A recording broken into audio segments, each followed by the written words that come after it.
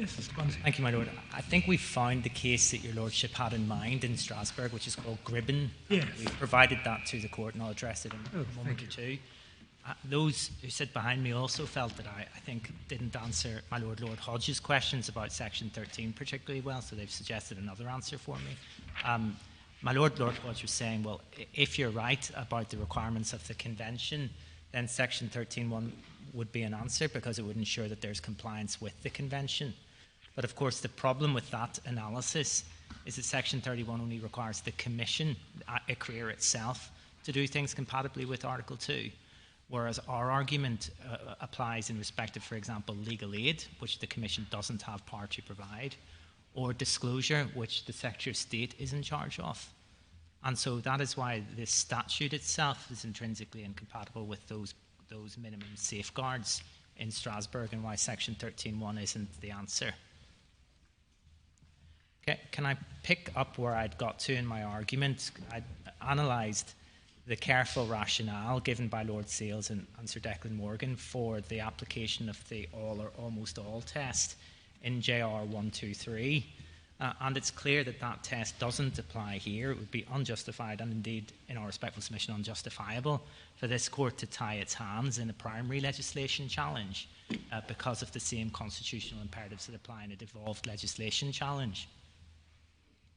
And the fact that this case also involves a Section 7A application for relief doesn't assist us any further in assessing convention compatibility, because Section 7A is an EU law concept which gives a specific kind of relief. And so that's our primary case. You don't need to look for all or almost all incompatibility in a challenge to primary legislation, in particular to such a challenge which is based on absolute rights or minimum safeguards. And that's why there isn't a single case in which this court has ever applied that test in that specific context. But there's a final way of looking at this issue in respect of the ab ante challenge. And if, for example, it goes to an extent my point about Section 13.1, if there is a problem with the scheme that applies along with the legislation, there is nothing to stop this court from granting relief in respect of the scheme. And so, for example, in BB's case and in JR 123, the Supreme Court specifically found illegality and incompatibility only in respect to a category of cases. And so if the court still has JR 123 open at page 6106,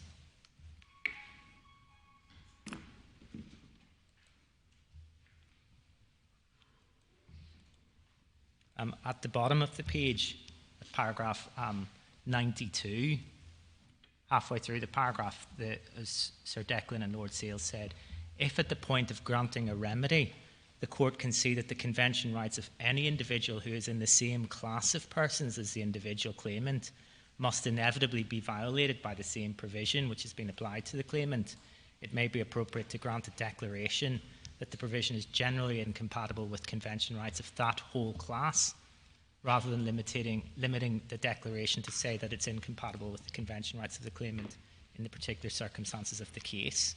And the references there are given to BB's case, in which this court did exactly that. And so Sir James is again wrong to say that the Court of Appeal erred in looking at what will apply to inquest cases as a class.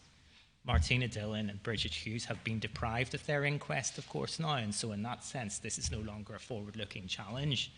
And the issues that arise in those cases are ones which arise in a category of cases. And so there is a further reason why not applying the highly deferential test. And that's, of course, what we see in BB, where my Lord Hodge and Lord Hughes agreed that there were concerns in respect of the guidance that applied only to a class of cases, and still were willing to countenance relief in that context. And so we also say that Christian Institute is another case in which the court went on to see the wider scheme being disproportionate in some cases, and the reference here is 5781, 94 to 95. And so in our respectful submission, what that consideration of those authorities show us is two things. First of all, there is no justification for applying Sir James's all or almost all test. And second, the Court of Appeal was well within its powers to focus on the inevitability of incompatibility in inquest-type cases. And I finish now, my lords, with 4 short points in conclusion. The first is to look at Gribbon's case, which my Lord Reid has reminded us of. If the court has Gribbon... I'm not sure it's come through to us yet. Well, it's a copy of it has been provided over the lunch and adjournment. It doesn't automatically pop up on my Lord's screen. Well, maybe if I give the court... It's not that simple. If you hold on one moment, I might be able to provide my colleagues. It'll take me a minute or two. Maybe my Lord Lloyd Jones will be able to... Well, I'm probably the worst person. While we're waiting, your second conclusory point, the Court of Appeal was well within its powers. Yes, to grant to focus on the inevitability of incompatibility in this class inquest-type cases. Thank you.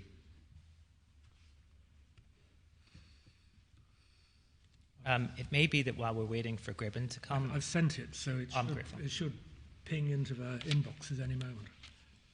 Well, if my Lord Reid has it, I think the passage that your Lordship had in mind begins at page 28, paragraph 118 of the judgment. Well, what relevant material might begin from in paragraph 116. Oh, yes, my Lord. Yes, the general principles are at 116, and we see there the focus on the different ingredients, adequacy, promptness, involvement of the next. It's coming through. People are just getting it up. Thank you. So, I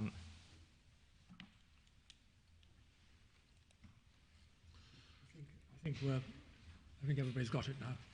Thank you, my Lord. So 116 gives us those 4 ingredients, and then 118 explains. Well, and the reason I wanted to look at 116 is because it tells us that these elements, including involvement of the family and independence, are interrelated. Each of them taken separately does not amount to an end in itself. Rather, they're criteria which, taken jointly, enable the degree of effectiveness of the investigation to be assessed. Yes. Yeah. Yes, and that conclusion reflects, as it does, Jordan's case, in which there were different breaches of Article 2, and in particular... But that is not saying there are different breaches. That is saying you cannot take each individual item and say that's a breach. You've got to look at all of them together. Yes. And do you agree with that? Yes. And to answer my Lord's point, to apply that to Jordan's case, because the victim was unable to effectively be represented in the inquest, that undermined the effectiveness of the inquest in that particular case, yes. Looking at it as a whole. Yes. But just because there is a lack of legal aid, for instance, does not mean on its own that there is a breach of Article 2. No, according to this analysis, unless and until it undermines the effectiveness of the investigation. Yes. And Amin and Jordan are 2 cases in which that was undermined because the victim was unable to be adequately represented. That point is made, Lord Stephen's point is made very forcefully in paragraph 117. Yes. Yes, and that's why at 118, which is where I was about to turn, the court says you have to look at the global assessment of all of the different investigations together. So in a Jordan analysis, to remind ourselves of the government's analysis in Jordan, it was inquest plus civil actions plus police investigation plus... the point being made in 118 is you don't have to have an inquest. Yes, you don't, but of course it also reminds us in 118 that the reason why we often focus on inquests is because that's how the state complies with Article 2 in the UK. But the following analysis is very important, my Lord, for Lord Wilson's case, because, of course, the inquest alone in the UK wasn't sufficient because an Article 2 investigation must also be capable of punishing those responsible. And an inquest may elucidate the facts surrounding the death, but they won't lead to prosecution. And that's an answer, again, to Lord Wolfson's concerns in respect of immunity. And so they then go on at 119 to express concerns about the delays which had by that stage become endemic in Article 2 inquests in Northern Ireland. And I think this is what my Lord had in mind, that these inquests had become an adversarial battleground. Yes. Yeah. This analysis was all, as that reference is explained because there had in fact been 24 judicial reviews by the Jordan family in respect of the ongoing inquest. And the court was clearly deprecating that. Can I assist, my Lord, with a point of historical context? Before you do so, yes. The High Court and the Court of Appeal, did they give any declaration as to the global assessment as opposed to specific breaches? In my respectful submission, they did, because they found that there wouldn't be an effective investigation under ICRIR because of the absence of disclosure and effective representation by the victim.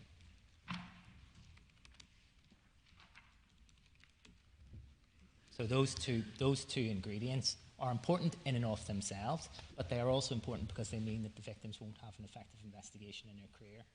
They are, to use a language which I adopted in Jordan's case, structural difficulties which undermine the ability of the inquest in that case to provide effective remedies.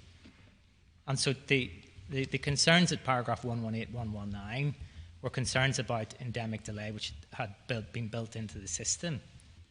At that stage, there was an absence of resources in legacy inquests in Northern Ireland, which had led to the system falling into a standstill. That endemic problem was answered following a case brought by one of the 4 applicants, Brigid Hughes. And Brigid Hughes explains this in her affidavit at page 1634, paragraph 21. So what she did was she brought a judicial review challenge in September 2018 to the failure to adequately resource the coroner's office to carry out legacy inquests. And as we see at paragraph 22 of her affidavit, Sir Paul Girvan, as he then was, found in her favour and found that there had been a breach of her Article 2 rights in the failure to hold a timely inquest. As a result of that, she explains in paragraph 23, there was a new funding was released and the matter fell within a new 5-year plan. So the endemic concerns that Strasbourg was deprecating at 119 were answered as a result of that additional set of resources that Brigid Hughes provided. And again, Sir James reminded us yesterday that Brigid Hughes' husband, Anthony, who was an innocent man on his way home from work when he was shot during an attack at Loch Gall, he died in 1987, and Sir James made the point that meant that her case was outside the temporal jurisdiction of the Human Rights Act. But of course, there have already been findings of breach of Article 2 in her case, both by Sir Paul Girvan and in the European Court of Human Rights in Kelly's case. And so she is well within the temporal jurisdiction of the Convention, even if she isn't within the temporal jurisdiction of the Human Rights Act. So going back to Gribben then, the court at 120 said it was neither desirable nor appropriate to act as a further court of appeal in that adversarial battleground. And they were concerned that the problem of delay at the domestic level would be exacerbated if that were to be the case. And again, our point here is that stopping inquests which are already underway and shunting them into ICRIR before ICRIR has even started is inevitably going to add to that delay, which is another of the problems. Well, that doesn't follow at all. I mean, Jordan could go on for another 20 years for all we know, if matters take their current course. Well, you know? Jordan, I think, has now had their inquest, and that's now complete. But the concern that I'm raising in respect of ICRIR... The process, I mean, it could take decades. That's why... it could take decades, and it could take... A change of approach has been considered. Yes. But the change in approach that Strasbourg is advocating here doesn't actually represent a change in legal test in respect of incompatibility, in respect of any of the submissions which I've made. they're deprecating delay because delay is inconsistent with the convention, and they're saying that that then it will fall at paragraph 121 to the Committee of Ministers to ensure that the government does what it says it should.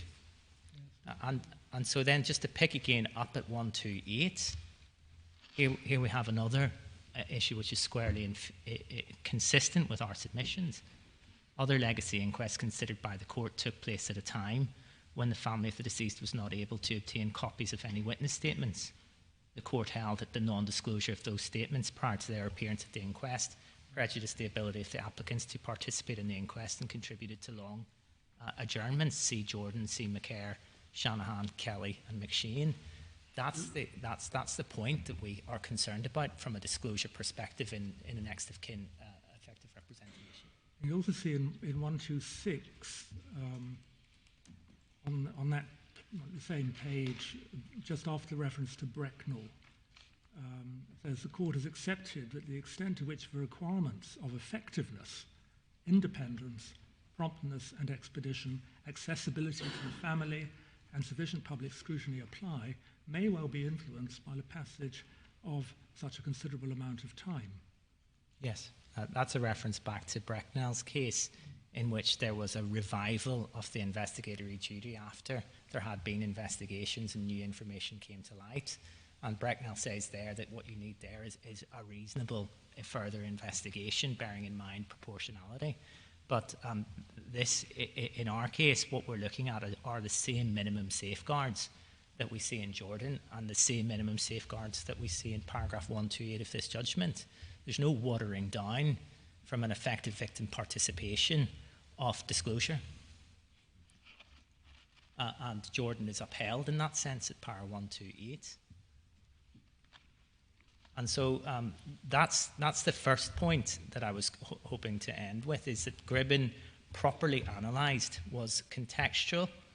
It explains the endemic delay which we're concerned about, and it asks for a global assessment. And of course, the Act ends civil actions. It ends inquests. It ends ombudsman investigations. It ends police investigations. It replaces all of them with ICRIR, and ICRIR can only do what Section 13 allows it to do. And so from a convention standard, that's the first point. The second point is to pick up what the Council of Europe Committee of Ministers say about the Act, because this is related to the point that my Lord Reid is putting to me. What does Strasbourg itself and its committees say about the Act? The McCare group of cases, which include Jordan and which include Kelly, has led to continuing review by the Committee of Ministers. The first of those reviews is in September 2022. That's at page 4088.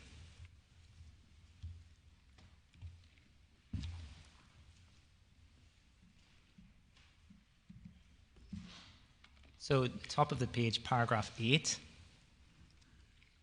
Noting the United Kingdom's repeated position that the bill, so this was before the Act had taken effect when it was still a bill, noting the United Kingdom's repeated position that the bill is compatible with convention obligations, nevertheless urged the authorities to amend the bill, if it is progressed, to allay concerns about compatibility with European Convention, including by addressing the following key issues: ensuring that the Secretary of State's role in the establishment and oversight of ICRIR is more clearly circumscribed in law in a manner that ensures that ICRIR is independent and seen to be independent, ensuring that the disclosure provisions unambiguously require full disclosure to be given to the ICRIR, ensuring that the bill adequately provides... What do they mean by that?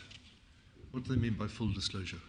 I mean, it's impossible to have full disclosure if you've got a public interest, an overriding public interest. I think they what do they mean by that? At this stage, it's full disclosure to ICRIR. So I think that would include the sensitive information, as Sir James reminds us. Then they go on to say to address disclosure to the families, ensuring that the bill adequately provides for the participation of victims and families. And then it urged them to reconsider the conditional immunity scheme. So that's September 22. Over the page we have December 22, where much the same is said it's quite difficult to read on the screen.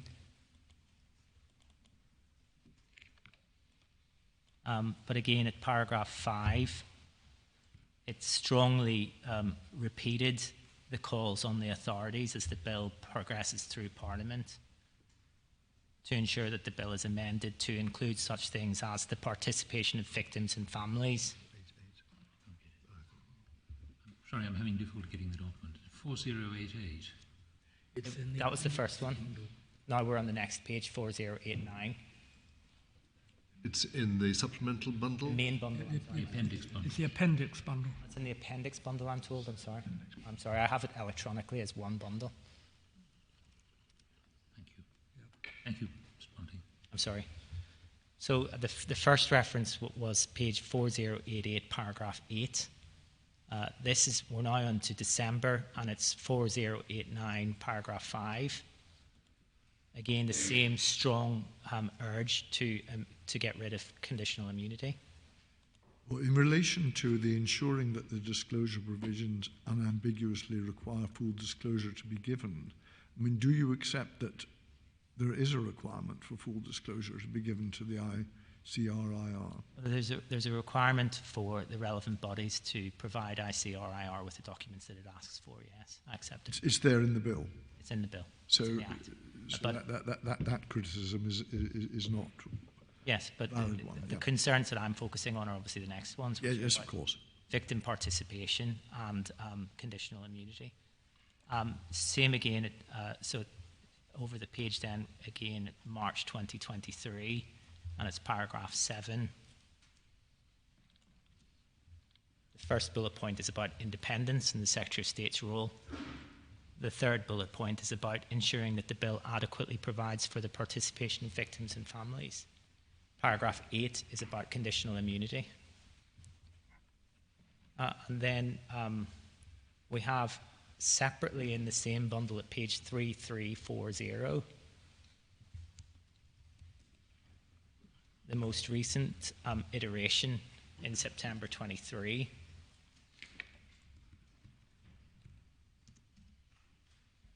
This followed engagement from the UK with the Committee of Ministers. Paragraph 9 noted, however, that a number of issues relating to independence, disclosure and the initiation of reviews remain uncertain. I'm so sorry, which page number? 3340. 3340. And so the Committee of Ministers is noting these concerns about independence, disclosure and reviews, urging the authorities to further strengthen in practice the procedural safeguards for victims and their families. And then at paragraph 10, the point that I was just putting to Lord Reid. It's what practice did they perceive the Commission to be applying? Because to my mind at the moment, the practice of the Commission hasn't been identified. This was on the basis of the documents which had been provided by ICRIR and by the UK to the Committee of Ministers. And so there had been that series of meetings. I'm uncertain as to what they mean by further strengthen in practice the procedural safeguards. I don't know which procedural safeguards they're referring to. What they have in mind is the absence of practical safeguards. In the legislation or in the practice of the Commission? In the legislation, because this is about urging the authorities. And so the point at paragraph 10 is about the distress that's caused by delays which follow on from inquests being lost. This was the point I was trying to make to my Lord Reid. And then at paragraph 12, the serious concern about the conditional immunity scheme, which risks breaching obligations under Article 2 to prosecute and punish, and seriously undermines ICRIR's capacity to carry out effective investigations within the meaning of Article 2, deeply regretted the authority's decision not to support the House of Lords amendment to remove the scheme from the bill, and strongly urged the authorities to consider repealing the immunity provisions. And so for a Committee of Ministers which ordinarily uses diplomatic language to express itself, these are as strong criticisms as one can imagine. So that's my second conclusory point. The third one, my Lord, is that yesterday afternoon, draft legislation was published by the Secretary of State, which will remove the immunity provisions, which will create judge-led inquisitorial investigations, which will expressly require funding for victim participation in those judge-led inquisitorial investigations, and which doesn't include the same Secretary of State veto over disclosure. Now, Dr. McGleenan told us yesterday morning that that draft legislation was irrelevant, but it is, in our respectful submission, significant that the Secretary of State is giving with one hand what he seeks to take away in this court with the other. And then finally, just to conclude, my Lord, the investigation of suspicious deaths in the UK is a context in which the Convention has made all the difference. While Lord Bingham reminds us in Amin's case that a profound respect for the sanctity of human life underpins the common law, and while the common law has set its face against torture and other ill treatment, it is the requirements of Article 2 and 3 which have been fundamental in providing protection for victims in inquests and other death investigations. See the judgment in Middleton and Amin, which were a sea change in how inquests domestically were carried out. See the judgment in DSD in respect of the protection for victims of serious sexual violence under Article 3. If the appellant is right, that would water down those protections which have been very hard won through Articles 2 and 3. There would be nothing to stop Parliament from doing away with inquests and fatal accident inquiries and the proposed new regime in the Act, and to replace all of that with a single process in which the government decides disclosure, refuses legal aid, and victims can't be adequately represented. That, in our respectful submission, is precisely what Article 2 and 3 are for. And we respectfully invite the Court to uphold that protection and to dismiss the appeal. Can I assist the Court any further on those convention points? Thank you very much, Mr. Bunting.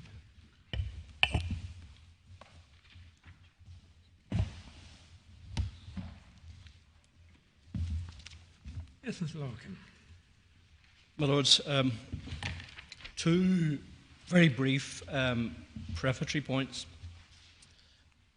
It's important, firstly, to remember that this case is simply about the Legacy Act 2023. It's not about asylum and immigration. It's not about the plethora of anticipated cases which may, in what essentially amounted to a concealed or barely concealed floodgates argument on behalf of the Secretary of State, may one day come before the Court. The focus here is narrow, and it's entirely on the 2023 Act. Secondly, this case may be an example of belated buyer's remorse. The government plainly now regrets having agreed Article 2 of the Windsor Framework, but as we'll see during the course of these submissions, it had previously agreed, presumably in agreement with the EU, a position which mirrors ours and the submissions which we make to the Court today and made previously before Mr. Justice Colton and before the Court of Appeal. And of course our starting point is that with respect to Article 2 of the Windsor Framework, we say that the Court of Appeal was right in its approach to the Windsor Framework, was correct in its approach to the Victims Directive, and the Secretary of State's arguments on these are ill-founded. Starting point, and in many ways the core of the issue before this Court, is the interplay between Article 4 of the Withdrawal Agreement and Section 7A of the Withdrawal Act 2018. Article 4 is at 10490, and I'd invite the Court to look at that.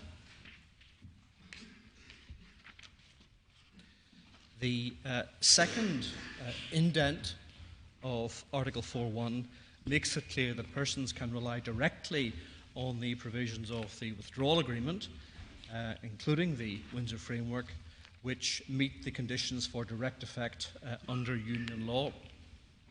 Now, we heard a good deal yesterday about Russian dolls, and what we hope to show through the course of this afternoon and tomorrow, that really the obfuscation that is implied by the image of the Russian doll is very far from the reality in this case.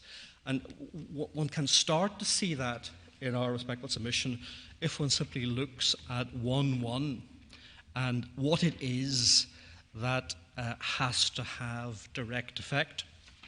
So it is the provisions of this agreement and the provisions of union law made applicable by this agreement shall produce, as and from, again, the court can read that, and then accordingly, legal or natural persons shall in particular be able to rely directly on the provisions contained or referred to in this agreement which meet the conditions for direct effect under union law. So the focus, properly we say, will be on Article 2.1 itself and on the relevant provisions of union law which are contained within the rights, safeguards and equality of opportunity section of the Belfast Agreement. RSEO need not itself be directly effective, and we say that's clearly a result that one obtains from a close reading of Article 4.1. The requirement of Article 4.2 is addressed by Section 7A, as we've seen. And before leaving 10490, the court may benefit from looking at Article 5, good faith. The Union and the United Kingdom shall, in full mutual respect and good faith, assist each other in carrying out tasks which flow from this agreement. They shall take all appropriate measures, whether general or particular, to ensure fulfilment of the obligations arising from this agreement, and we draw particular emphasis, we make particular emphasis on this, and shall refrain from any measures which could jeopardise the attainment of the objectives of this agreement. And then the third indent recites the general duty already extant under treaties of sincere cooperation. Now, the obligation in the second part of the second indent, we say, is a kind of a strategic foundation for the particular approach taken in Article 2.1 of the Windsor Framework. It's you won't do something which takes something away, and it's also bearing in mind the nature of this duty and its subsequent particularisation. We say it provides a foundation for the three examples of state practice which we say are relevant to the interpretation of the withdrawal agreement. Now, we look in some detail during the course of these submissions at the three relevant examples of state practice, but I'll tell the court what they are. They are the amendments effected to the Northern Ireland Act, limiting the competence of the Assembly and the competence of ministers and departments. Secondly, it's the content of the explainer. And thirdly, it's the letter from the Minister of State quoted by the Court of Appeal of February 2020.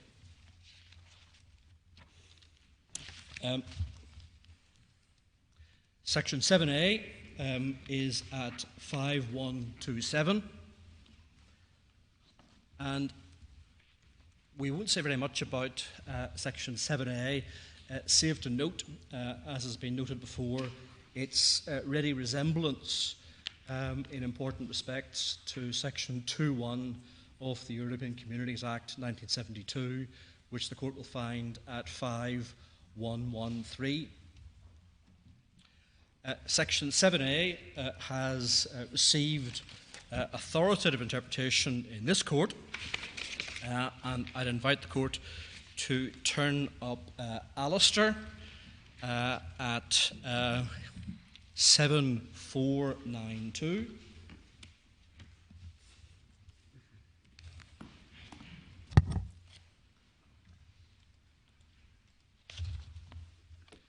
Paragraph 66.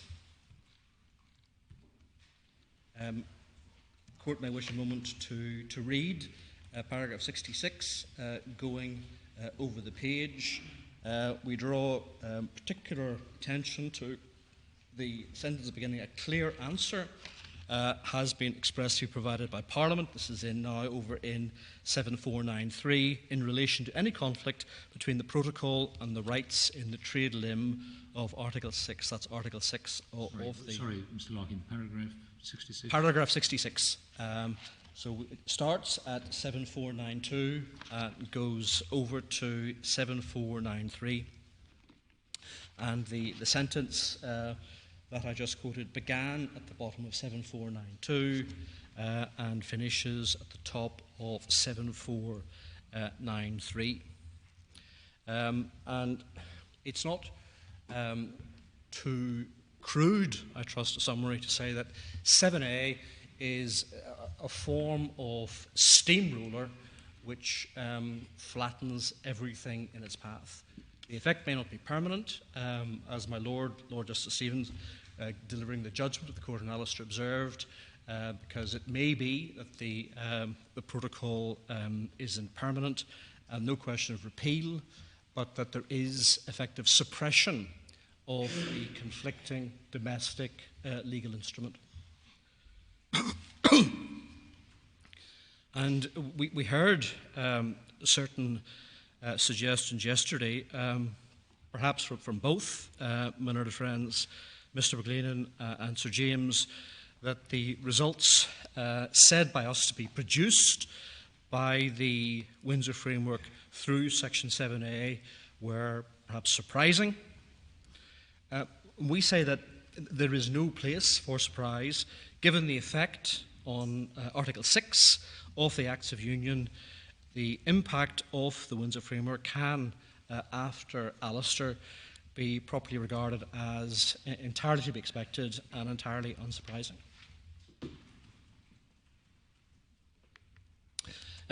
Can I turn to Article 2 itself?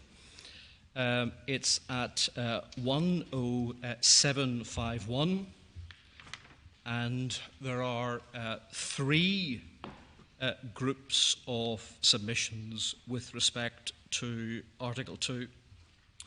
There are 4 points. Firstly, about the Appellants case.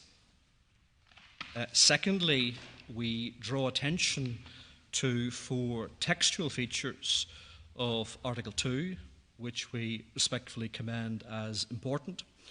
And thirdly, we draw attention to the 3 external aids to interpretation, which I've already referred to: the changes to the Northern Ireland Act, the explainer, and the letter from the Under-Secretary of State. So if one perhaps turns up EF 10751. Sorry, page. It's 10751, my Lord.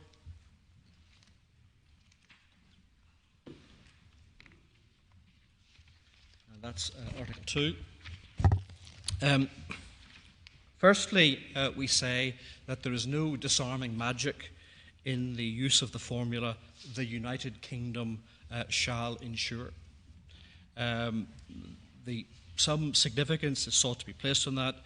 We say in response that it's entirely common for international agreements, indeed many forms of agreement, to make provision for one party to do X, X shall do Z, and for another party to do something else. The expression used here simply imposes a duty on the United Kingdom to prevent something happening. The same formula is used in Article 3.2 on the same page. It begins, "The United Kingdom shall ensure," and the same formula is also used in Article 6.1 at 10754. 3 lines from the bottom of Article 6.1, the United Kingdom shall ensure full protection under international agreements and commitments, and so on. And a substantially similar formula, the authorities of the United Kingdom shall be responsible, is found in Article 12.1 at 107.57. So without prejudice to paragraph 4, this is 107.57, 12.1.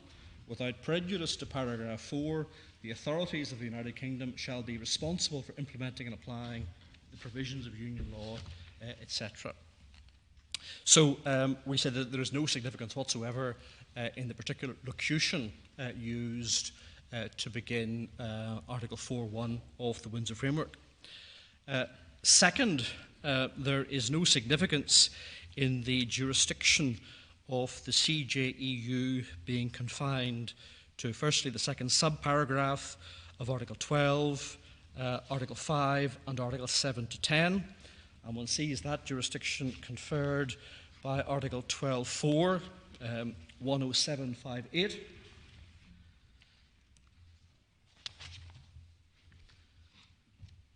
So that's the jurisdiction. The court may perhaps be perplexed when one attempts to ascertain what's really being got at by the second subparagraph of paragraph 2 of this article, because the second subparagraph in Article 2 is the Union and the United Kingdom shall exchange information on the application of Article 5, 1 and 2 on a monthly basis. And one might think that's hardly a matter on which potentially... Sorry, this is Article what, sorry? That is, Article 12.4 includes the second subparagraph of paragraph 2 of this article. And when one turns to that at 107.57, and that's the last sentence on that page, it doesn't immediately appear to be the kind of matter on which potential reference to the CJEU could conceivably be required. But we make some short points about that. Firstly, as the listing itself makes clear, it's not Article 2 alone that is excluded, and it's also clear that the jurisdiction of the Court of Justice doesn't really turn on whether or not questions of EU law are likely to arise. So if one turns to Article 6, Article 6.1 and Article 6.4, which is at 107.54, one can see that there are references in both 6.1 and 6.4 to provisions of union law. In particular, the court will see that 6.4 refers to provisions of union law referred to in Annex 2 to this protocol, and questions quite readily can be imagined to arise, at least potentially, about that plethora of EU secondary legislation. And the court will wish to note that Annex 2 itself runs from 107.65 to 107.98. I'm not going to take the court through those. The simple point we make is it can't readily be imagined that quite technical issues of EU law will not arise, for example, with respect to 6.1 and 6.4. And in any event, we say that if there is a dispute between the United Kingdom and the European Union, which may come within Article 174 of the withdrawal agreement, and Article 174 is at 105.65. We could see that issues which have certainly been raised already in this case, such as the notion of implementing EU law, and direct effect, that insofar as those arise in a dispute between the Union and the United Kingdom, then they have to be referred to the Court of Justice of the European Union, and the decision of the Court of Justice is binding in the arbitral process that is provided for in Title III of the withdrawal agreement. So what's the point you're making in relation to 164? There is no significance. The larger point is there is no significance in the exclusion of the Court of Justice of the European Union textually within 12.4 of the Windsor Framework, because there are other union law heavy, if I can use that shorthand, provisions of the Windsor Framework, for example, Article 6, which also are excluded from the jurisdiction of the Court of Justice of the European Union. But in any event, insofar as in a dispute between the European Union and the United Kingdom, in which there may be a difference over concepts of union law, then pursuant to Article 174, those matters will have to be referred to the Court of Justice of the European Union.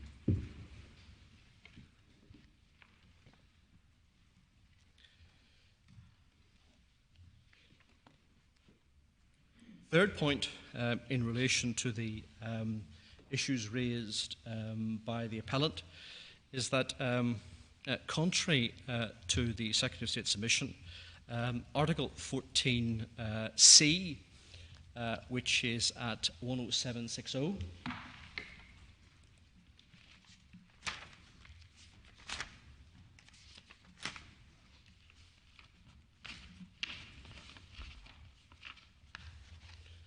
is not a dispute resolution mechanism. The specialist committee established by Article 1651C, and that's at 10562. I won't ask the court to turn that up. It's not a body tasked with adjudicating disputes between parties, and it suffices to read Article 165, which makes it clear that all of the specialist committees report to the joint committee, and Article 165 and the committee's rules of procedure in Annex 8, and that's at 106661, can be usefully contrasted with the dispute resolution procedure existing to deal with disputes between the Union and the United Kingdom, or on Annex 9, 10665. Can I just say, because you're darting from one article, one annex to another, it's very helpful if you can remind us which document you're referring to, you know, whether it's an annex to the protocol or an annex to the withdrawal agreement or what it may be. Yes, well, respectfully agrees in that sense. Although I say conceptually the Russian doll image is not one which is found favourable with the court has my entire sympathy, because one is working between two quite dense texts. So the reference to Article 14 is to the Windsor Framework. And the references to the Specialist Committee's establishment, 165, that's the withdrawal agreement as a whole. Annex 8 is to the withdrawal agreement, that's 106661. And the contrast with the dispute resolution procedure, which is dealt with in Annex 9, also the withdrawal agreement is 10665.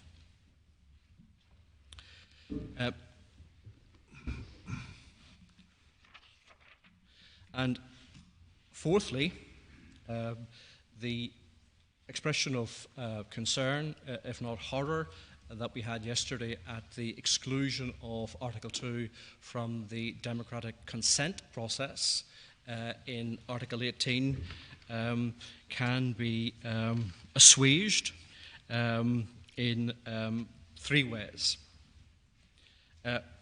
Firstly, there is no dynamic alignment in Article 2 Article 2 is a floor below which human rights protections with a union law underpinning cannot fall. And measured as at what point in time? When IP completion day, so by reference to the corpus of underpinning European Union law on the end of the 31st of December 2020. So I think it's what Lord Reid described as a standstill. Yes. And that's the floor below which the United Kingdom cannot cause Northern Ireland to drop. And of course one sees that because it's floor, the democratic validity for that is provided by the enactment of the 2018 Act, the amendment effected by 2020. So because there is no dynamic alignment, there would be no need for any further sort of democratic validation for that. Secondly... And why not the 10th of April 1998?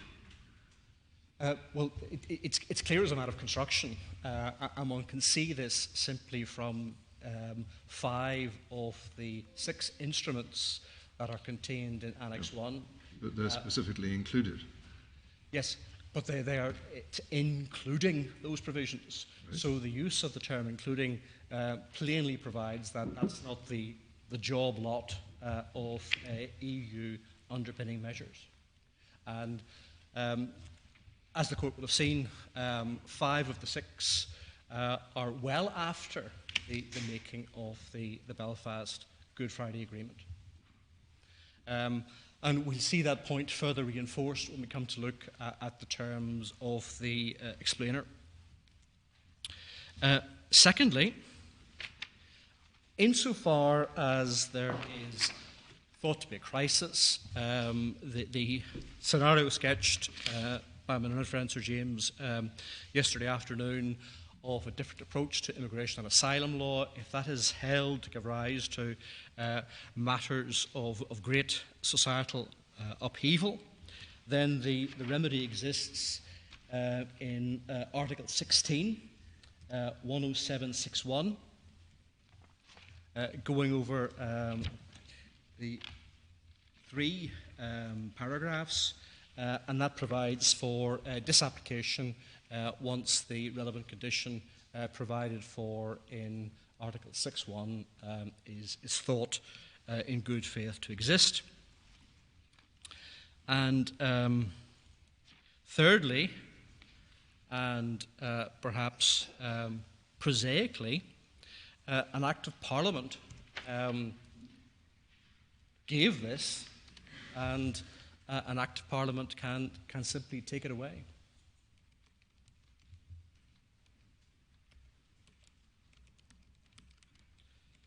So can we then turn to the 4 internal features of Article 2.1, which we say are supportive of our approach?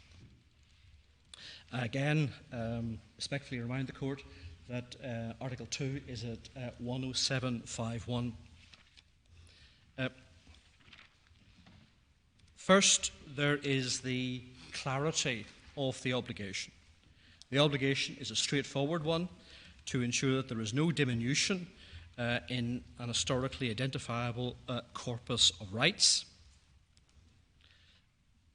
Second, we know that the RSEO section of the Belfast Agreement includes the provisions of union law listed in Annex 1.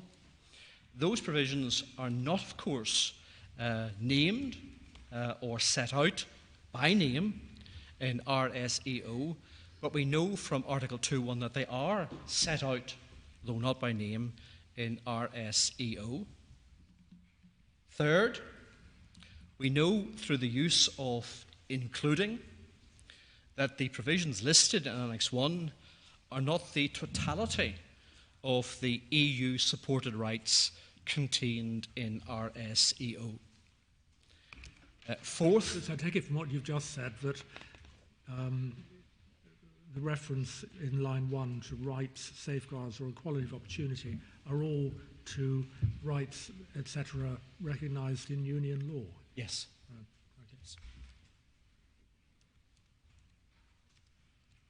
Okay. And fourthly, the comma and Why restrict it to union law when the Belfast Agreement, the 1998 agreement, wasn't so restricted? Well, that opens up a large and I hope not unduly convoluted answer, which I suppose I can best illustrate by making reference to the domestic implementation of the ECHR, which was affected, as the Court knows, through the enactment of the Human Rights Act, but also through specific provisions in the Northern Ireland Act 1998, notably Section 6(2).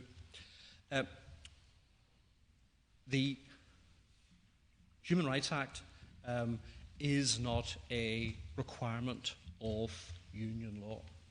So The ECHR isn't part of union law. no, respectfully agree, my Lord. So to perhaps, I hope not unfairly personalise it, if my learned friend Lord Wilson were to return to government and were wish to get rid of the convention, it wouldn't be Article 2 that would stop him doing that.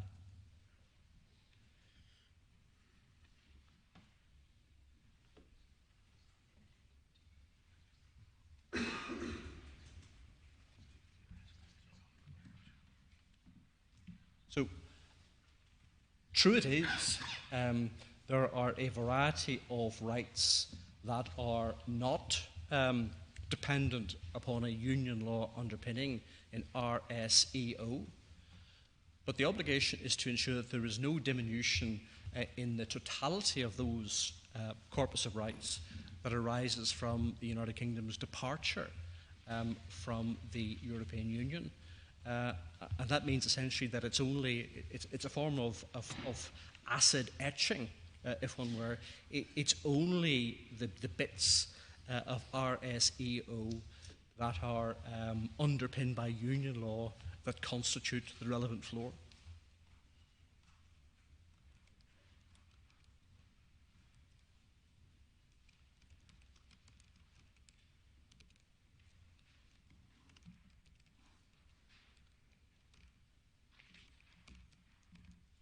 So I hadn't quite finished the issue about the comma and the last line of 2.1. So it's comma and shall implement this paragraph through dedicated mechanisms. Grammatically, that's an additional obligation to the shall ensure obligation, and there is no suggestion that is the exclusive route. It's an additional route. So just for the avoidance of all doubt, your position is that although Article 2 requires there to be no diminution of rights, etc., as set out in the relevant part of the Belfast Agreement, you say that that is to be understood not as referring to the entirety of rights, etc., set out in that part of the Belfast Agreement, but only to such rights, etc., as derived from union law and would therefore be otherwise jeopardised by departure from the union. Yes. So there is a larger corpus of rights that is undoubtedly embraced by RSEO, but the obligation is no diminution arising from the departure of the United Kingdom from the European Union. So the inquiry will be, could this have occurred during UK membership of the European Union? And if the answer to that is no, then it can't occur afterwards.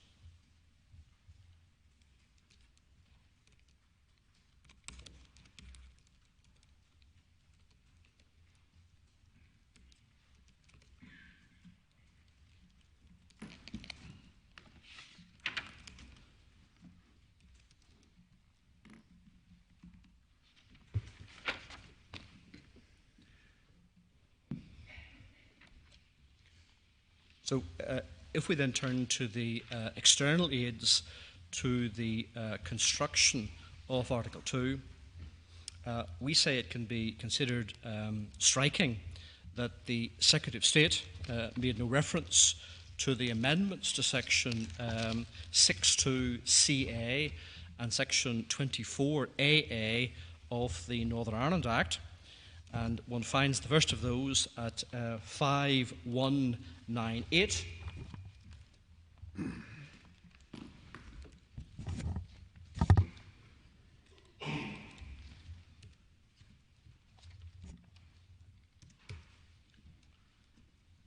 And this is the provision which this court is very familiar, setting the legislative competence of the Northern Ireland Assembly.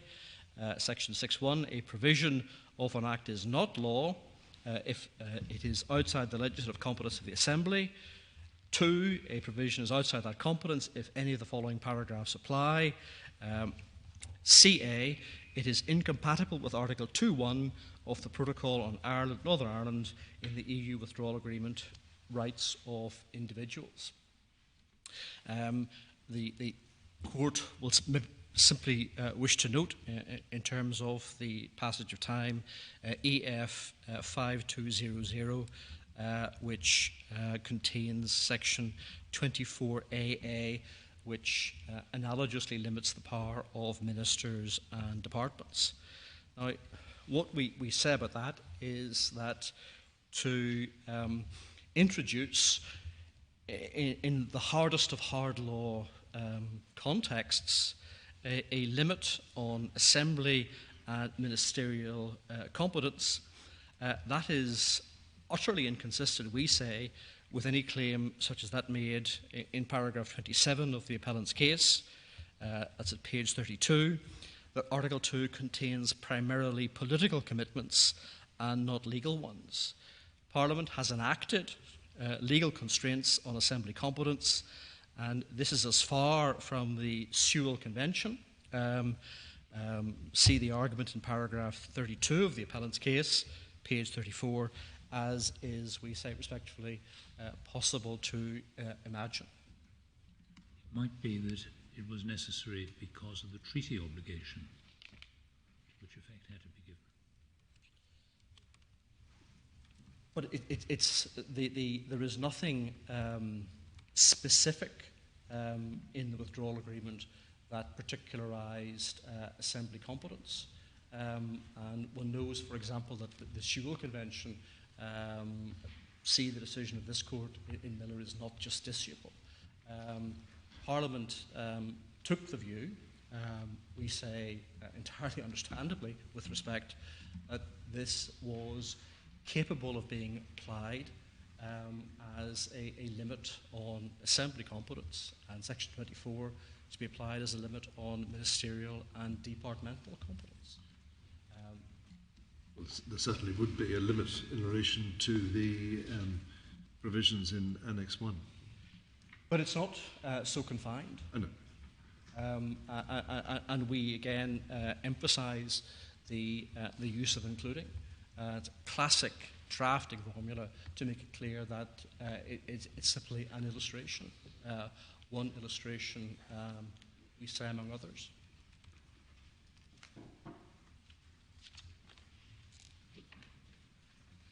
So we say that's one example of state practice going to the direct effect interpretation of Article 2.1, and we say that there are at least 2 others. They are the explainer of the 7th of August 2020 and the correspondence of the 26th of February 2020. And we say, as examples of state practice, they are relevant to the interpretation of treaties, and particular as provided for by the Vienna Convention, Article 31(3)(b).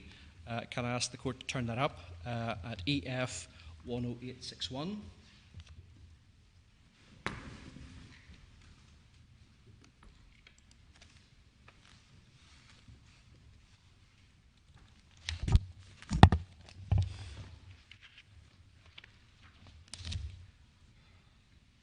So, 31.3, there shall be taken into account, together with the context, any subsequent practice in the application of the treaty which establishes the agreement of the parties regarding its interpretation. May we pause there simply to draw attention also to the definition of the treaty, which includes the annex at 2.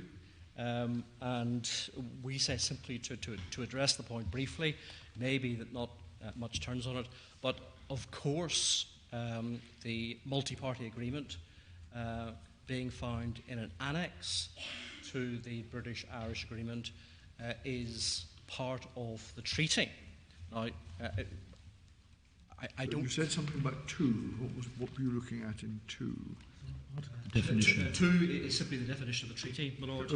And this is really to address briefly my Lord's point of yesterday with respect to the bifurcation in interpretation that the Secretary of State offered. And we say that when one simply looks at 31.2, it's respectfully obvious that the multi-party agreement, the Belfast Good Friday Agreement, being an annex to the British-Irish agreement. I don't think you necessarily have to go there, because the Windsor Framework is a treaty. Yes. And the Windsor Framework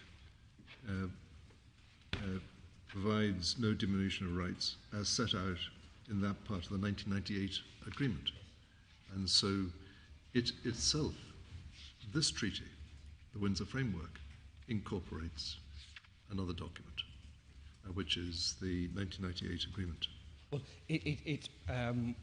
So it's part of the Windsor Framework. It makes reference to the corpus of rights contained within that. It does. Lord, yes. But it's simply to address my Lord, Lord Hodge's point of yesterday. We say there is, properly speaking, no bifurcation, but that in the event nothing much, as I apprehend, arises for this litigation as a matter of materiality with respect to that.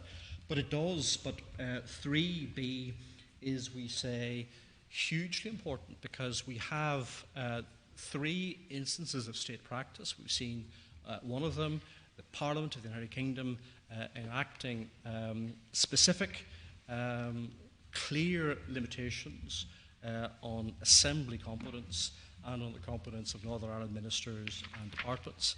And then we're going to look at 2 others, the explainer, and just for the Court's note, the date of the 7th of August comes from the judgment of the Court of Appeal, paragraph 88, at page 382. Sorry, what is that again? That is the date of the 7th of August for the explainer comes from the judgment of the Court of Appeal, paragraph 88, EF 382. And what was the date of the Windsor Framework? The Windsor Framework came into force in March 2020.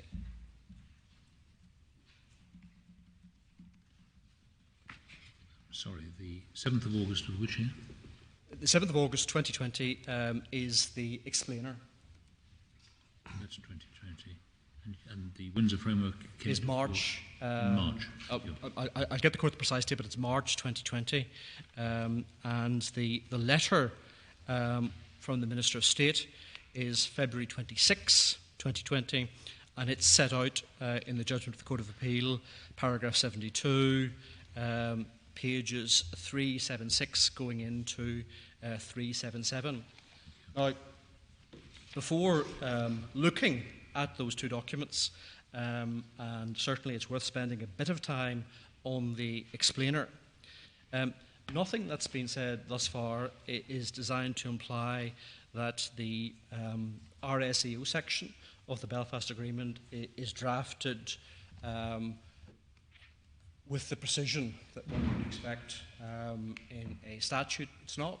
And we say that that doesn't matter, that the test is ultimately to consider whether or not it as a box is what fills it at the end of the implementation period. So what is the content of that container as at the end of 31st of December 2020? And this is why we really don't have to worry about the Russian dolls, because just as during the currency of UK membership of the European Union, EU law was in force and enjoyed supremacy over inconsistent domestic law, even domestic law at the very highest level, it wouldn't have been thought to be in any way inimical to legal certainty to simply ascertain what the relevant and applicable union law was at any particular time, including on the 31st of December 2020. So it's simply looking at what is the content, what is the EU content of that container as at the 31st of December. Where do we get any pointers in the documents to the RSEO being interpreted as a container? Well, the indication comes not from RSEO, but from Article 2.1. And Article 2.1, in many ways, Annex 1 is perhaps the perfect exemplar of that. So we know that there are 6 provisions of secondary EU law in Annex 1. Only one of them could even conceivably have been in the contemplation of the persons who agreed the content of RSEO. Nonetheless, there is a content to RSEO which includes all 6 of those particular instruments. And we know that that's not the totality by reference to the word including. Were there any predecessors to Council Directive 2004-113 EC? You say it couldn't possibly have been in contemplation, but were there any predecessors to it? Don't know, my Lord. I'll check that. Were there any predecessors to any of these that post-dated the 10th of April 1978? 1998. Yes. Well, we know. We know that one instrument could have been an act of contemplation. If there were others, we know that the relevant replacement instrument couldn't conceivably have been in contemplation, because of course it comes in some cases very many years after the making of the Belfast Agreement.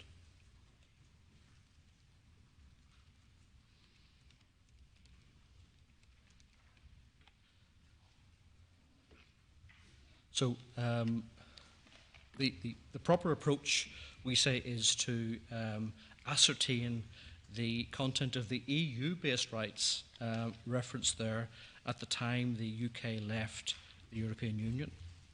And of course, rights under the ECHR are subject to a specific regime, a specific series of commitments, and that was affected by the enactment of, among other things, Section 6 and Section 24 of the Northern Ireland Act, and of course the enactment of the Human Rights Act, but that outcome was not required as a matter of union law.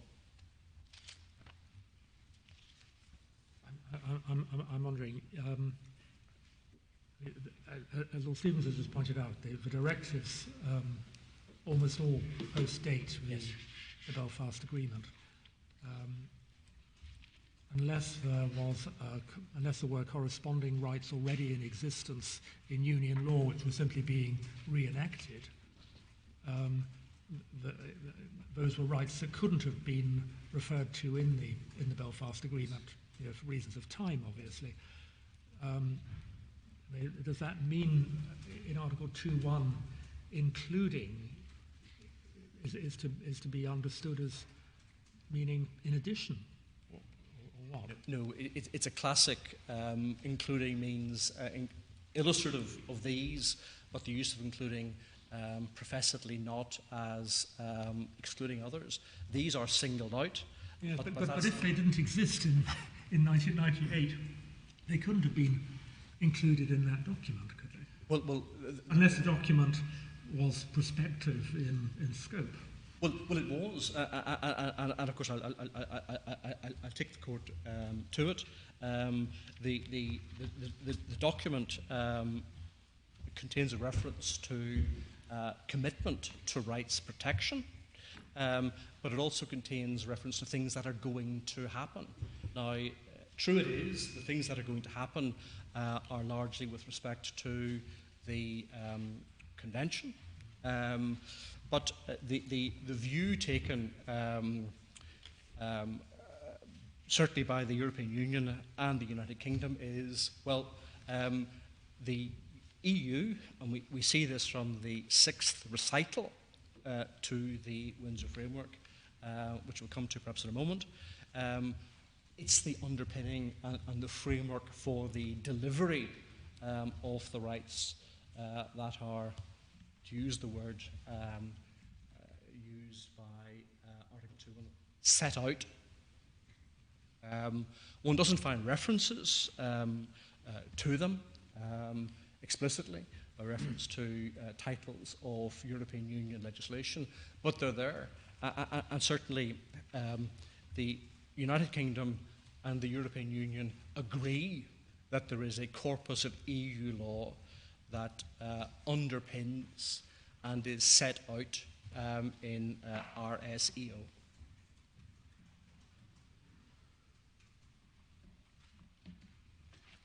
So I will.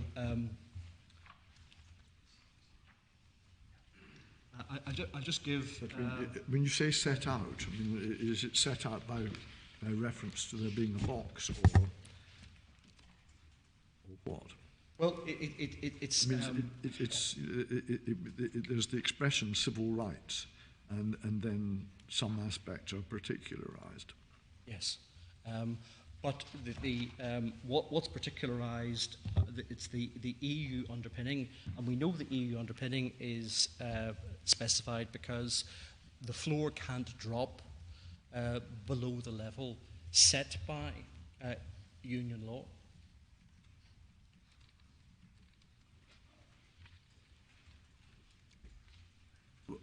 Can I just raise with you a point to let you think about it? You may not wish to discuss it just now.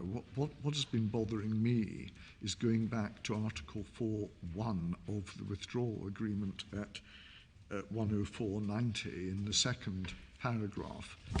Legal and natural persons are able to rely directly on provisions contained or referred to in this agreement which meet the conditions for direct effect.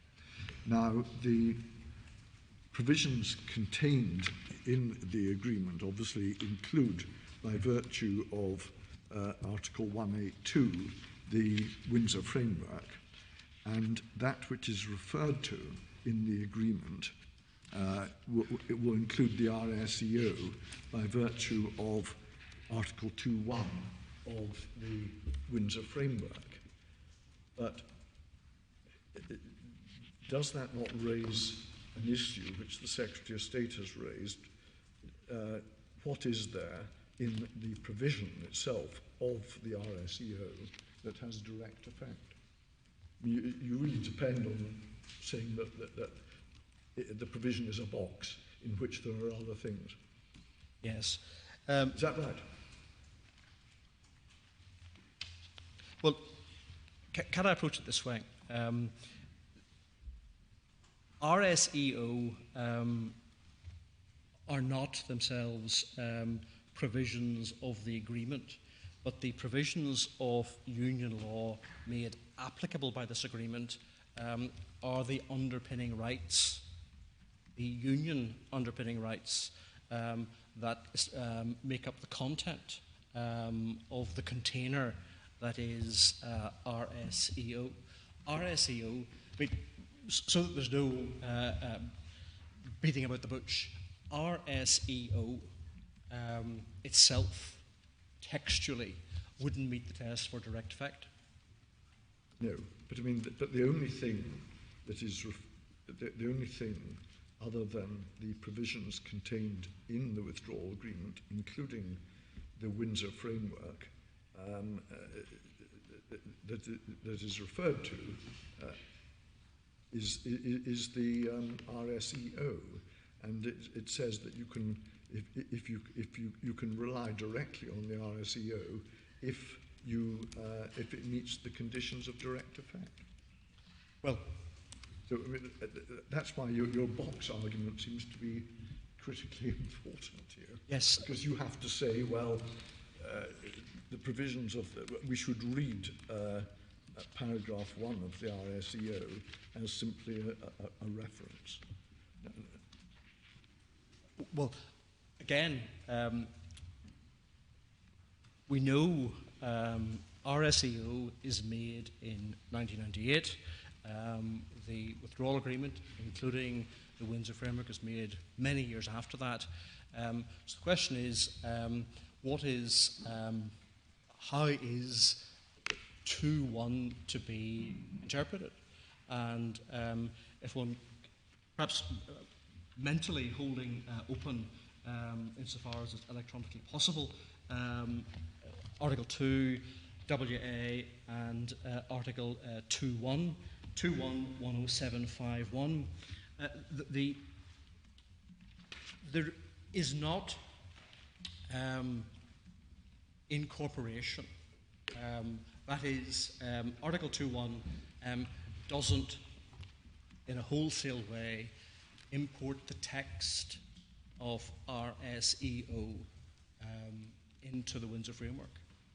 What it does do is refer to the corpus of rights as set out in that part of the agreement entitled Rights, Safeguards and Equality of Opportunity.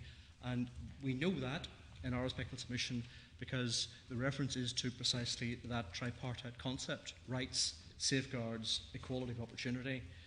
And we have then the reference to the floor, so no diminution resulting from withdrawal from the union.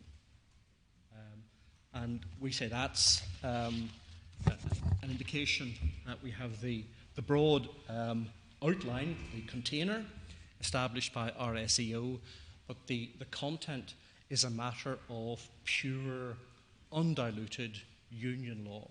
So the task is, what is the rights-based content of union law as at the 31st of December 2020? Well, why can't it just simply be the rights as set out on the 10th of April 1998 that were then recognised by union law, and you can't have any diminution of those rights? Well, it results from the withdrawal from the union. Well, it's expressed in a particular way, but we say, properly analysed, the outcome is straightforward. So the headline concept is tripartite, rights, safeguards, equality of opportunity, and that those rights, safeguards, equality of opportunity that are set out, which are underpinned by union law, and we know it's underpinned by union law and not other underpinnings, whether domestic or otherwise, that have to hold because they can't be diminished. That answers the question as to union law underpinning it, but doesn't answer the question as to when the rights have to be in existence. Well, it does, because it's withdrawal. So the rights will continue to develop organically up until the point where they crystallise, and they crystallise at the end of 31st of December 2020. And of course, that's also the value in terms of interpretation of the explainer, because the explainer is hugely useful in this context. So I've written down two different metaphors that you've used. One is to say that Article 2.1 of the protocol refers to the union rights that form the underpinning of the container that is the RSEO. And a little later you said the contents of the container are a matter of pure undiluted union law as at the 31st of December 2020. Is my lord inviting me to choose between the metaphors?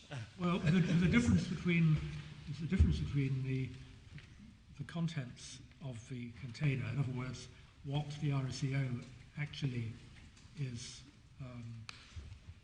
protecting, and the underpinning of the RSEO, which has a different sense. Yes. Can I attempt to reconcile the metaphors this way? We are concerned with EU underpinning. Now, so the RSEU is a container.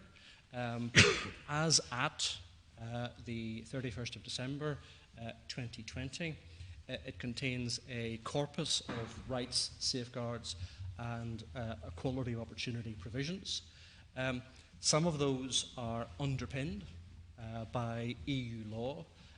Some of them, such as the Convention, given domestic effect by the Human Rights Act 1998 and certain provisions of the Northern Ireland Act 1998, are not. The floor relates solely to the EU underpinned provisions. So the content which depends upon EU law cannot disappear or diminish as a result of the United Kingdom's departure from the Union.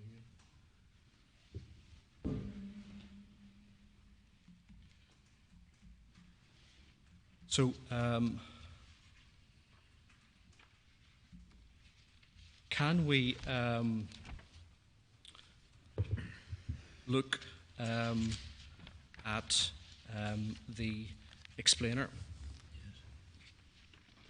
And the explainer is at 11292.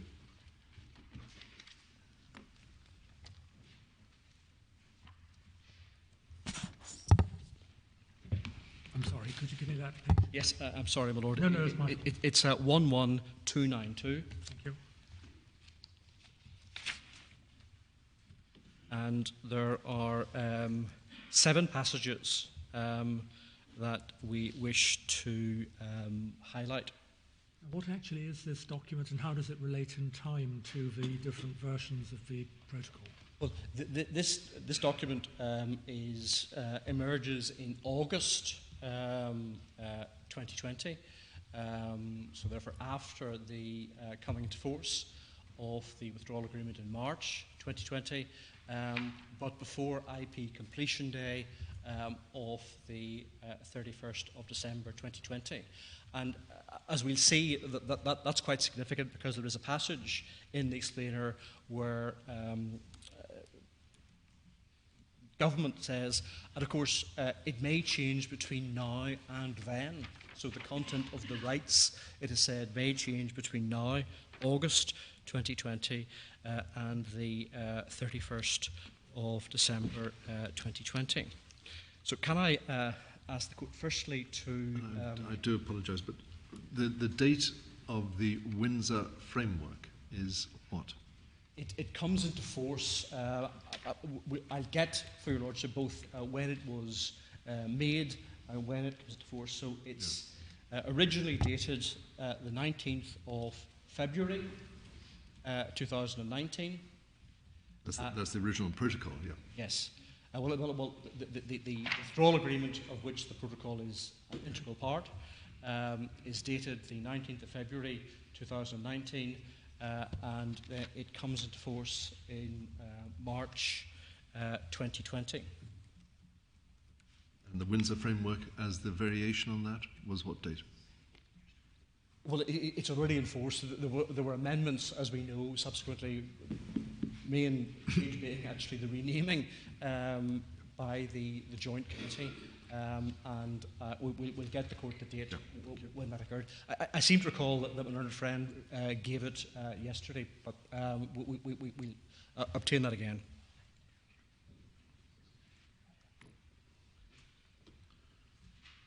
And certainly, can I reassure the court that there are, certainly in our view, no material changes which sound on this litigation.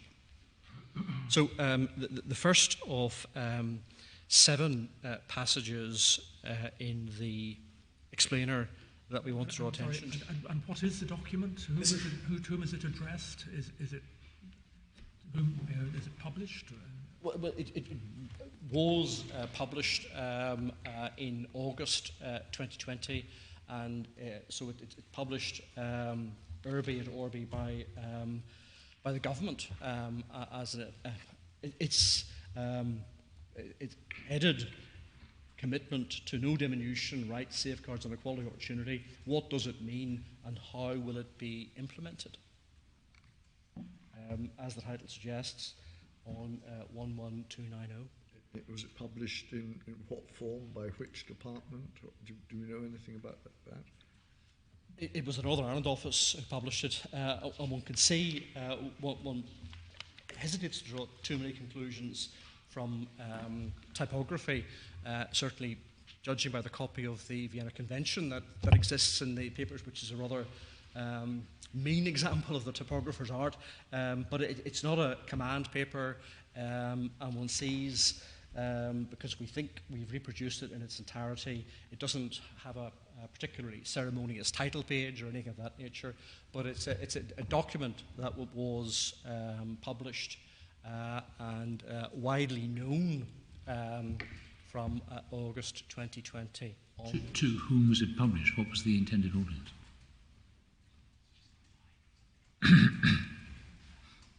It's on the government website, it's online, so it had as wide a publication, I suppose, as that conveys.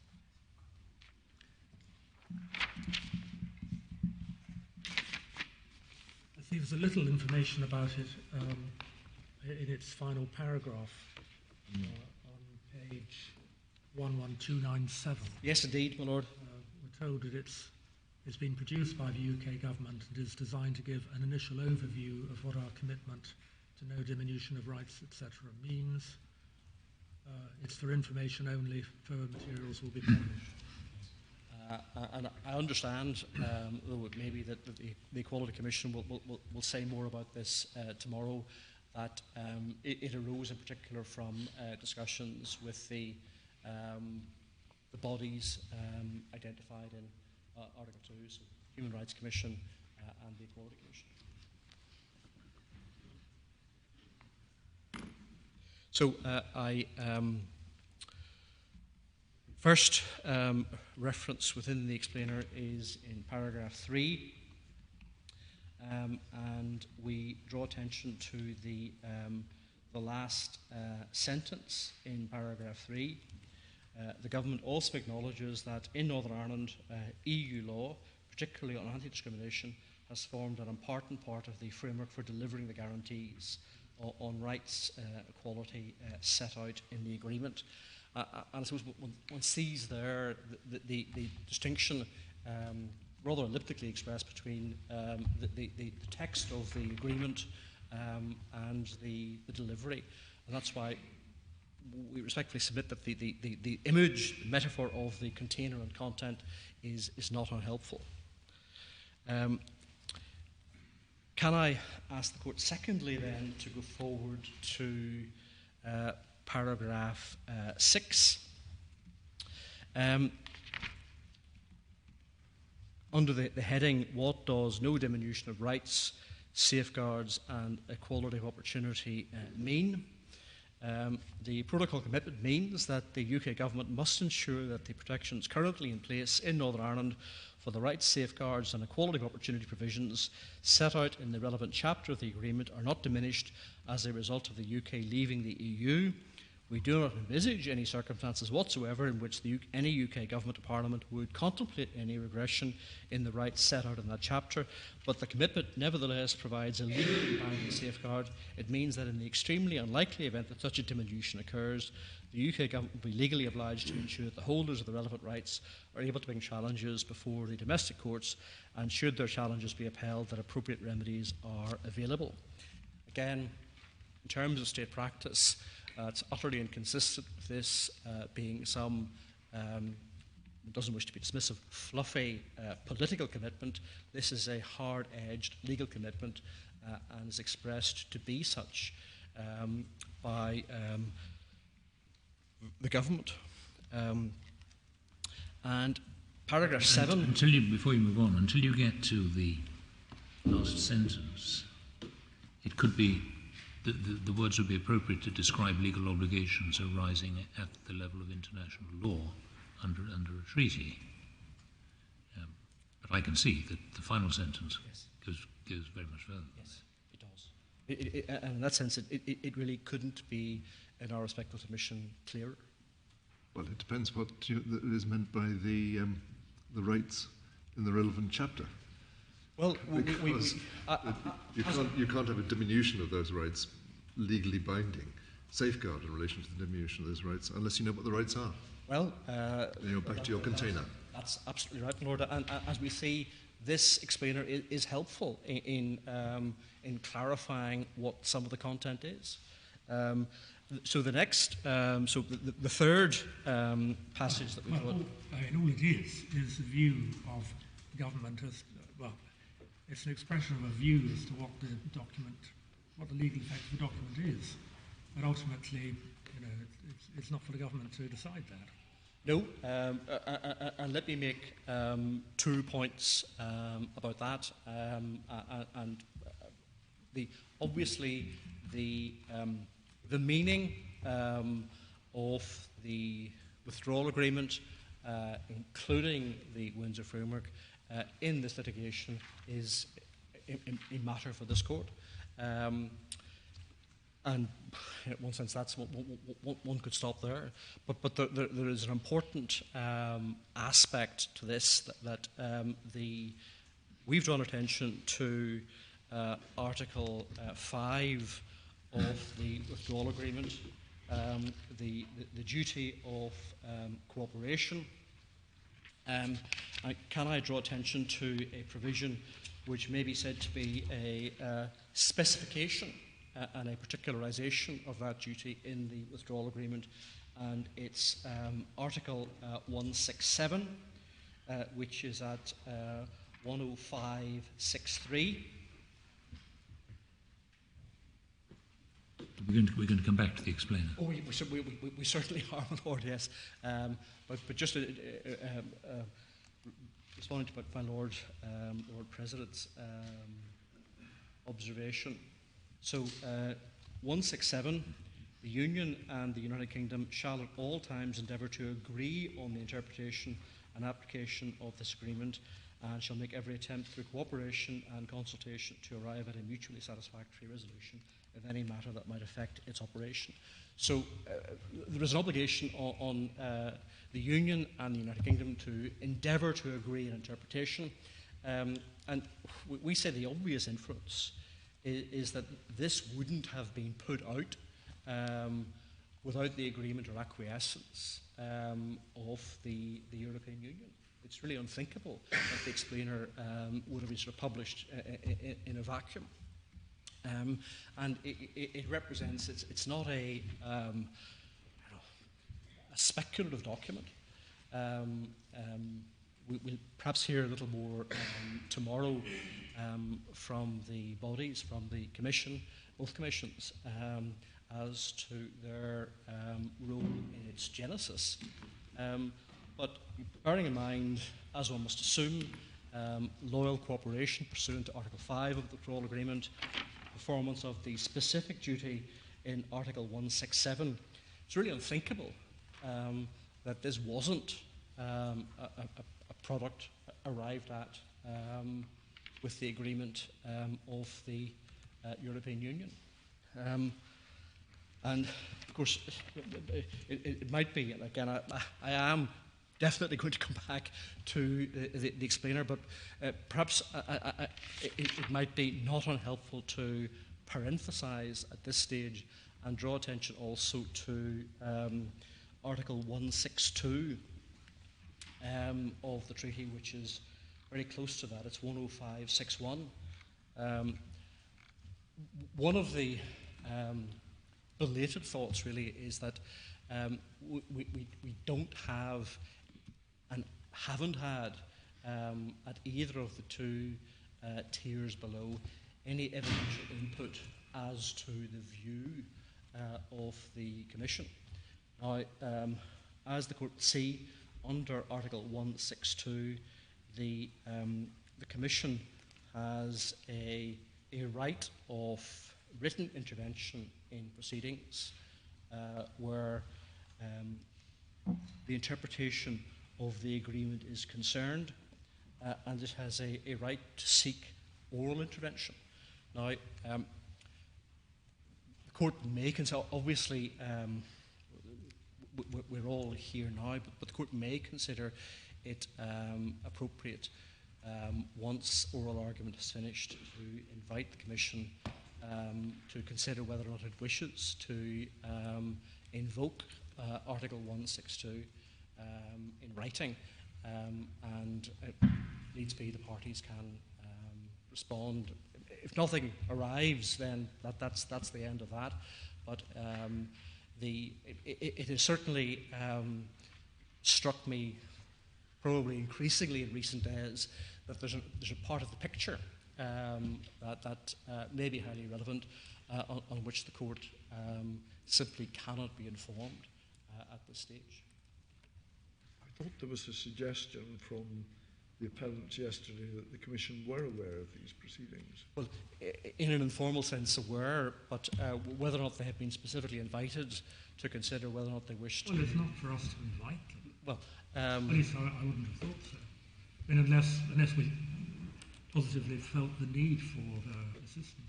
Well, the only way in which the Court might consider that it should consider whether or not to do so is whether or not the Court is itself subject to the Article 5 duty as an aspect, as an institution of the United Kingdom, whether the Court is also subject to the duty of sincere cooperation.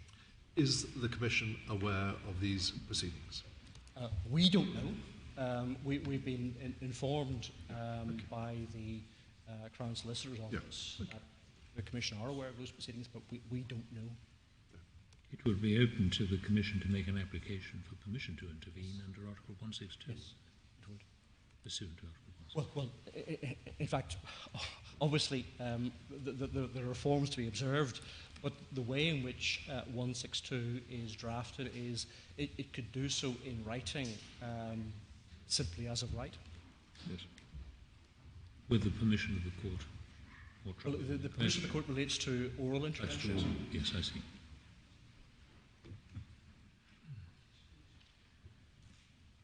So, can we turn, please, to the explainer?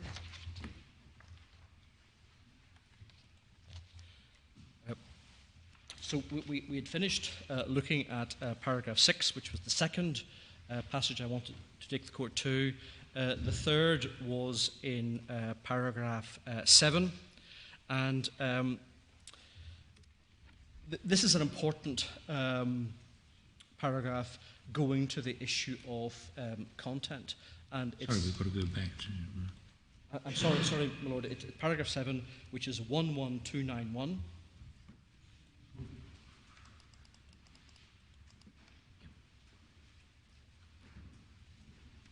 So, as well as preventing any reduction of the relevant rights, safeguards and equality of opportunity protections that are currently in place, the UK Government's commitment also has a future-facing element. This means that any relevant new protections implemented in domestic law in Northern Ireland between now and the end of the transition period will also fall within the scope of the no diminution commitment. And we said that's very important because if there is a new EU instrument between August and December 2020, then that forms an additionality to the content of the RSEO container. And then what goes on, in the event that certain provisions of EU law setting out minimum standards of protection from discrimination, those listed in Annex 1 to the protocol, are updated or replaced by the EU, relevant domestic law in Northern Ireland will be amended as necessary to reflect any substantive enhancements to those protections. Now, we pause there to respectfully dissent from that proposition, because that proposition strikes us as inconsistent with the idea of Article 2.1 being a floor. And we can guess how the error may have occurred, but we will draw attention to essentially the interplay between provisions, which establishes that indeed the sentence I have just read out is incorrect. So can I ask the court to go to paragraph 13.3 of the Windsor Framework, which is at 10759.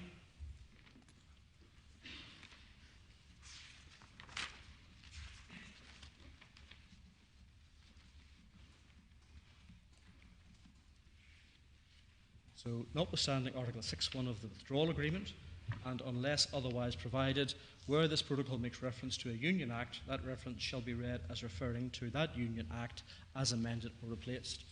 We draw attention to the exception, unless otherwise provided.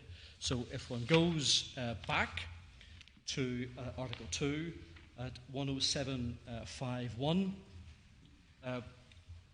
the clear, we say unambiguous protection in Article 2.1 is no diminution.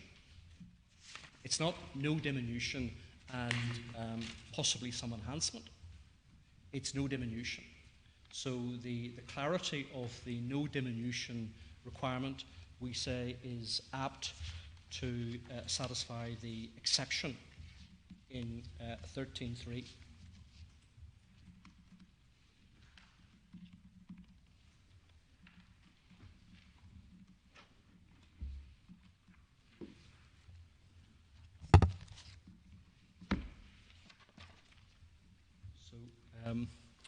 The fourth passage in the explainer to which we wish to draw attention is in paragraph 10, and this is the three-part test, and again, for our part, and in respectful agreement with the Court of Appeal, there really is very little difference between the SPUC six-part test and the three-part test in the explainer. And in some respects, it may be thought that with some modification, the three-part test in the explainer might be easier to use. So, one, that the right, safeguard, or equality of opportunity, provision, or protection is covered by the relevant chapter of the agreement, that it was enshrined or given effect to in the domestic legal order in Northern Ireland on or after the last day of the transition period. Pauses there, of course, that may be a little bit of a shorthand, because obviously if one takes an example of a directive, and there's a directive in play here in our respective submission, that a state consonantly with well-established union law can simply rely on its own failure to implement a directive, and a non-implemented directive, or an imperfectly implemented directive, or an imperfectly applied directive, provided its provisions are apt to give rise to direct effect, can be relied upon without implementing it. That's, we say, respectfully trite union law. So subject to that clarification, 2 is fine. 3, that the alleged diminution occurred as a result of the UK's withdrawal from the EU, or, in other words, that the alleged diminution would not have occurred had the UK remained in the EU, or could it have occurred lawfully if the UK had remained in the EU. So we see the value with the modifications that I've mentioned of such a test in paragraph 10 of the explainer. So can I ask then the court to look at paragraph 13, which is the fifth passage in the explainer to which we wish to draw attention. And paragraph 13 is particularly helpful and perhaps in some way addresses the issue raised, the larger question raised by my Lord Stevens. And paragraph 13, page 11293, it should be noted that the directives in Annex 1, which have a future-facing dimension, represent only a subset of the protections in scope of the wider no diminution commitment. There are other pieces of EU law that are relevant to the rights, safeguards and equality of opportunity chapter of the agreement, which have been implemented in retained EU law via the EU Withdrawal Act 2018 or domestic law in Northern Ireland. These include, but are not limited to, the Victims Directive, the Parental Leave Directive, the Pregnant Workers Directive, as well as specific measures aimed at protecting the rights of persons with disabilities. We do not envisage any circumstances in which those rights would be rolled back. However, provided that the rights in question are relevant to the aforementioned chapter of the agreement, they are in scope of the UK Government's commitment that there will be no diminution of rights as a result of the UK leaving the EU. So we have an acceptance, we say textually, an obvious and proper acceptance that the EU instruments that are contained within our SEO are in excess of those particularised in Annex 1. Indeed, there was an acceptance in the course of exchanges with the court yesterday by my learned friend, Dr. McLean, that there were such exceptions. Though he didn't particularise what they might be. Or perhaps it's fair to say that he couldn't rule out there being additional applicable EU instruments. Sixthly, and importantly, the Charter is discussed in paragraphs 14 and 15 of the explainer. And one can perhaps approach the reading of these paragraphs by acknowledging, obviously, that there is a powerful political imperative at stage, because much had been made on behalf of the government at the time that the Charter no longer applied. So these passages have to be read carefully, but the conclusion, we say, is ultimately clear. So we begin, for example, by the Charter of Fundamental Rights does not form part of domestic law anywhere in the UK, including Northern Ireland, now that we have left the EU. The Charter did not create any new rights, but was instead intended to catalogue the rights that already existed in EU law. Those rights, codified by the Charter, came from a wide variety of sources, including the treaties, EU legislation and case law, that recognised fundamental rights as general principles.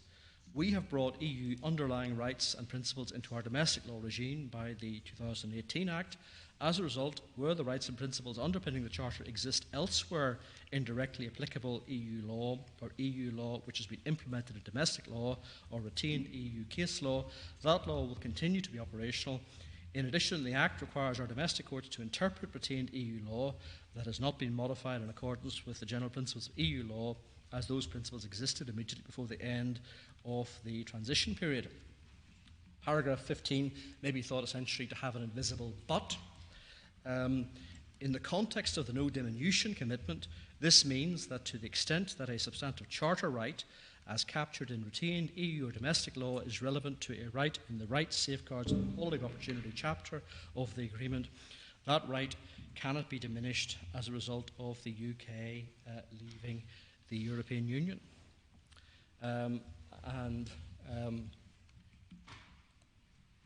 Essentially, there's an acceptance that, well, yes, the Charter may be there too.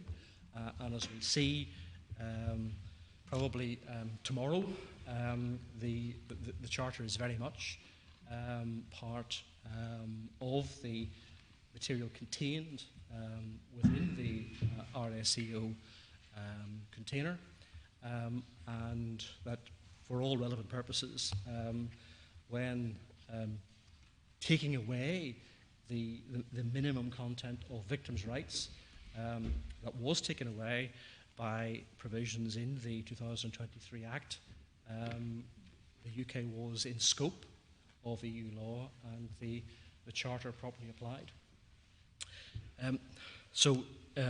Finally, for this section, enforceability is addressed in paragraphs 27 to 29, and again, these are hugely important. 27, by virtue of being included in the withdrawal agreement, the no diminution commitment is binding on the UK Government and Parliament, as well as on the Northern Ireland Executive Assembly as a matter of international law. To ensure that the no diminution commitment is maintained, the UK Government has amended the Northern Ireland Act 1998 so that the Assembly will be acting outside of its legislative competence, or the Executive outside its powers if they act in breach of Article 2.1. Recourse to effective remedies for individuals will include the existing routes to enforce substantive human rights and equality protections, including going forward as they relate to retained EU law through the UK domestic courts. There will be no recourse to the CJAU. In addition, the amended provisions of the Northern Ireland will give rise to a route of judicial review for individuals who challenge the compatibility of Northern Ireland Executive or Assembly action or legislation with the Article 2.1 commitment. Given that under Article 4 of the withdrawal agreement, all provisions in the withdrawal agreement and the provisions of union law that it makes applicable in the UK have the same legal effect in the UK as in the EU, and its member states, individuals will also be able to bring challenges to the Article 2.1 commitments directly before the domestic courts. And we say really it couldn't be clearer. We've drawn attention to the interplay between Articles 5 and 165 of the withdrawal agreement, the duty of sincere cooperation, the duty to agree on interpretation, and here we have a position which in one sense I've drawn attention to the potentially rising floor level with which we don't agree.